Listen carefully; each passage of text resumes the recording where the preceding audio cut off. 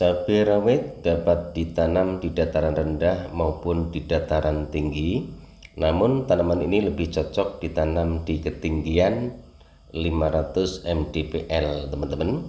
Produksi pada ketinggian di atas 500 mdpl tidak jauh berbeda, namun waktu panennya lebih panjang.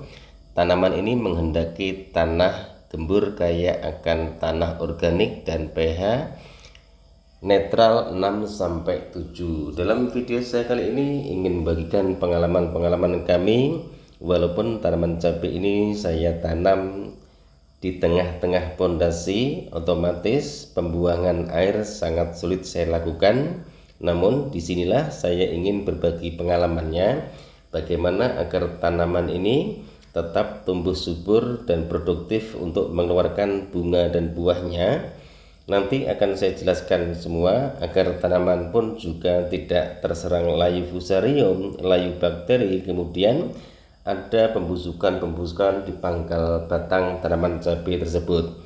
Kemudian saya juga ingin mengucapkan banyak terima kasih kepada sahabat-sahabat tani semua yang selama ini selalu mensupport channel Heri Petani Indonesia. Jika seandainya video ini bermanfaat, silahkan like, komen, dan subscribe. Jika seandainya tidak bermanfaat, silahkan di skip saja teman-teman, karena niat kami hanya ingin berbagi pengalaman tentang budidaya tanaman cabai.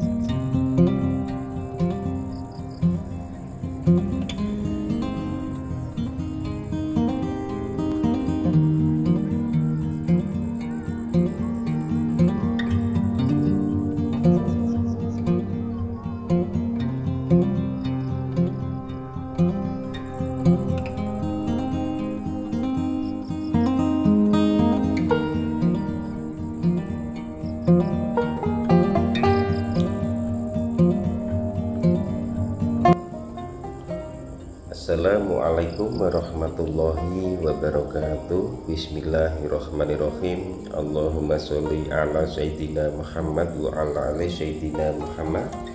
Berjumpa kembali dengan saya Heri Petani Indonesia. Pada kesempatan kali ini saya ingin mengajak teman-teman semua agar sukses untuk budidaya tanaman cabai. Sukses dalam hal budidaya tanaman cabai bukan ditunjang karena harga yang mahal, bukan, tapi bagaimana tata caranya agar tanaman cabai itu tumbuh secara sehat, kemudian membuahkan buah-buah yang lebat. Menggunakan varietas yang sesuai dan pengaturan jarak tanam, tanaman cabai dapat tumbuh dengan optimal. Teman-teman, sebaiknya gunakan benih unggul yang toleran terhadap curah hujan tinggi. Penggunaan varietas yang sesuai dapat mengurangi resiko kegagalan dan kerugian. Maksud kami adalah gagal panen. Kemudian yang kedua adalah penaburan kapur dolomit ataupun pengapuran teman-teman.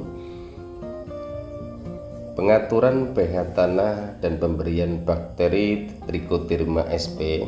pH tanah sangat berpengaruh terhadap pertumbuhan tanaman cabai. pH yang terlalu rendah atau terlalu tinggi dapat mengakibatkan pertumbuhan tanaman cabai terhambat atau kerdil. pH ideal untuk tanaman cabai antara 5,5 sampai 6,5. Jika pH rendah, taburkan kapur dolomit atau diserit secara merata dan biarkan tersiram hujan. Jika pH masih rendah, taburkan dolomit kembali sampai mendapatkan pH yang diinginkan. Namun selain berpengaruh terhadap pertumbuhan, pH yang rendah juga merupakan kondisi yang ideal untuk perkembangan jamur ataupun bakteri. Trichoderma sp merupakan sejenis cendawan yang memiliki aktivitas antifungal dan bermanfaat sebagai biofungisida untuk mencegah perkembangan berbagai jenis jamur patogen sehingga tanaman tumbuh lebih subur dan terhindar dari penyakit yang disebabkan oleh jamur. Kemudian yang ketiga adalah bedengan yang lebih tinggi dan menggunakan mulsa plastik jika teman-teman menggunakan plastik mulsa, apalagi pada musim-musim penghujan seperti ini. Bedengan untuk menanam cabai sebaiknya dibuat lebih tinggi dari biasanya, terutama pada lahan datar seperti persawahan. Pembuatan bedengan yang tinggi dimaksudkan untuk menghindari tanaman cabai terendam oleh air hujan. Itu pun juga bagi pemula, insya Allah tanaman itu akan aman dari serangan patogen ataupun jamur. Pada kondisi seperti ini teman-teman, dan pada kondisi ini teman-teman, beberapa jenis penyakit berkembang lebih cepat, terutama penyakit tanaman yang disebabkan oleh jamur dan bakteri. Selain membuat bedengan yang lebih tinggi, budidaya tanaman cabai saat musim hujan disarankan untuk menggunakan mulsa plastik ataupun plastik mulsa. Penggunaan plastik mulsa memang akan menambah biaya produksi, tetapi biaya pembelian mulsa sebanding dengan manfaat yang diperoleh. Mulsa plastik bermanfaat untuk menjaga kelembapan tanah yang stabil.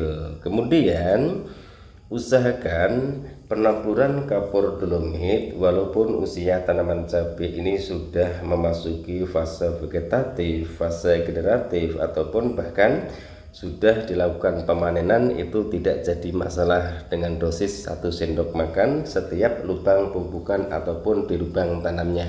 Kemudian pembersihan gulma ataupun rumput yang ada di jarak antar bedengan itu pun juga sebaiknya dibersihkan. Tujuannya agar tidak dijadikan sarang hama kutu-kutuan. Lalu kemudian pemberian fungisida dan insektisida pun juga selalu rutin diberikan jika tanaman cabai dibudidayakan di musim-musim penghujan seperti ini.